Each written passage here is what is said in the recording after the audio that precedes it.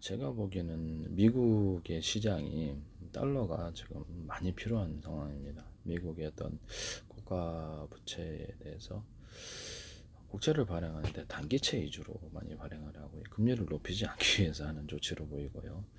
그래서 이 부분이 지금 빚이 예전에 금융위기 일어났을 때 좀 살짝 흔들렸을 때 미국 시장이 본격적으로 이렇게 그때보다 빚이 왕창 늘어나서요. 빚이 그 장사가 잘 되면요. 그래서 기업이든 국가든 빚이 왕창 줄어들어야 되고 상업용 부동산이 지금 관세 정책으로 인해서 제가 보기에는 그 채권이 문제가 될 것 같다. 이게 2026년도부터 문제가 될 것 같다라는 거죠. 그래서 금리가 이렇게 어떤 연방 특히 미국의 중앙은행에서 금리를 내려도 실세 금리에서 이렇게 적용이 안 될 가능성이 이렇게 힘이 빠졌다는 거죠.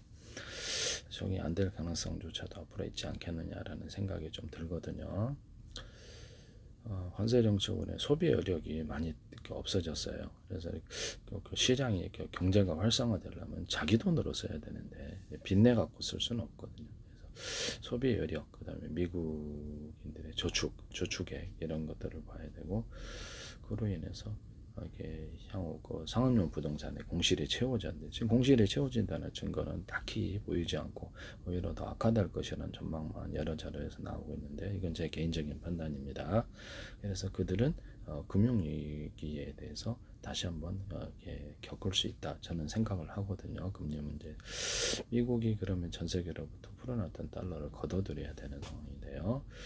그래서 이렇게 주식시장에 대해서는 저는 빠져나오라 라고 이렇게 얘기를 개인적인 판단입니다. 그렇게 말씀을 드리고 싶습니다. 특히 개인 투자가들이 할 수 없는 것이 주식시장이다. 저는 그렇게 생각하고 있거든요. 아무리 기업의 내용이 좋아도 팔고 나가면 끝이에요. 보다 돈 많은 사람들이 팔고 나가면 떨어질 수밖에 없는 거예요. 그래서 개미들은 주식의 숫자가 상대적으로 적기 때문에 그리고 그냥 상대가 안 되는 게임이죠. 네네.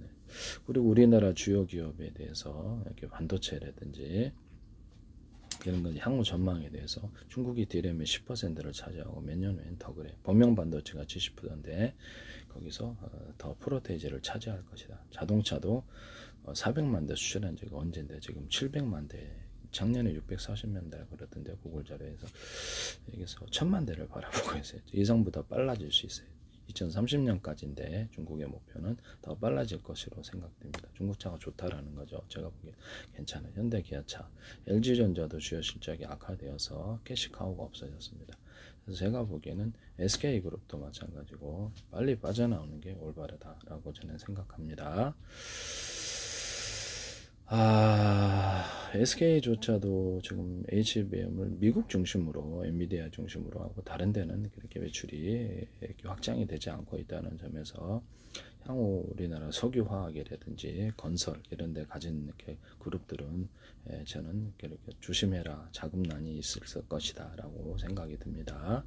우리나라 건설사들도 다 마이너스로 돌아섰거든요. 적자로.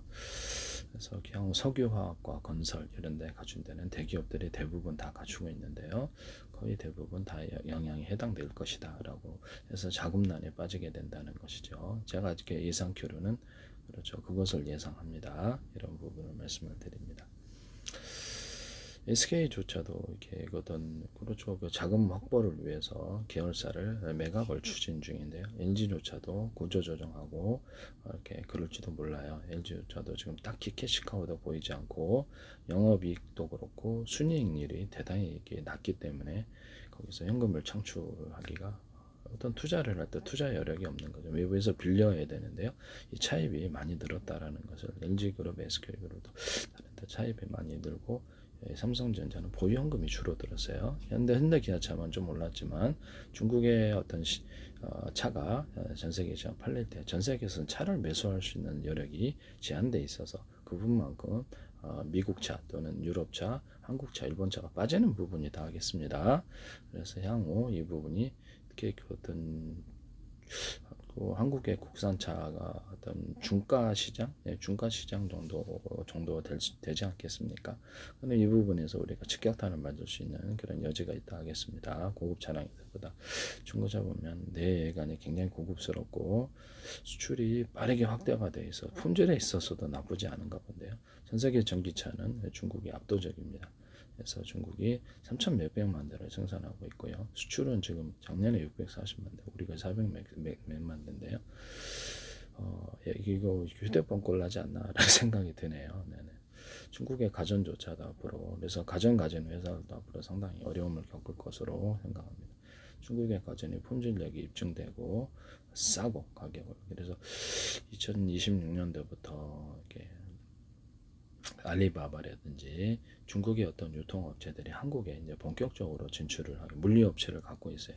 기업들 대상으로 물류를 해주고 있지만 그것은 제가 보기에는 앞으로 소비자에게로 물류를 직접적으로 자기네들이 담당할 것으로 보입니다. 동남아시아도 그렇게 했기 때문에 전 세계에게, 그러면 중국의 싼 상품이 엄청나게 밀려 들어와서 한국의 어떤 생산하는 중소기업들이 굉장히 큰 어려움을 겪거나, 또 유통기업들, 지금 홈플러스가 좀 어려움을 겪었지 않습니까? 매각도 좀 힘들고 그런 것 같은데, 유통기업들이 쿠팡이라든지 아니면 홈플러스 이마트, 롯데마트 유통기업들이 직격탄을 맞을 가능성이 있어요. 그래서 한국 유통기업들이 해외로 나가야 되는데요. 똑같은 상품을 가지고 가격 싸움을 하면 어렵다. 중국의 상품들이 오히려 더 많은 상품을 갖고 진출을 했을 때 이 부분이 상당히, 그들은 이제 제가 보기에는 그런 것을 전략적으로 들어올 것 같다라는 것이죠. 그건 이제 저도 이제 구글 자료를 보고 지켜보고 있기 때문에, 그래서 한국의 내수 시장도 상당히, 유통기업들조차도 이제 앞으로 상당히 어려움을 겪을지 않을까라고 예상을 조심스럽게 해봅니다. 그렇게 되면 그 부분도 홈플러스처럼 자금난에 휘말리지 않는다는 보장이 없는 것이죠. 그래서 롯데그룹 같은 것도 유동성이가 좀 있었다고 하는데 정확한게는 모르겠어요. 롯데타워를 담보로 해갖고 뭘 했다 그러는데 석유화학을 갖고 있지 않습니까? 그래서 그 석유화학 부분은 투자 비용이 많이 필요하고요. 또 건설을 가지고 있죠.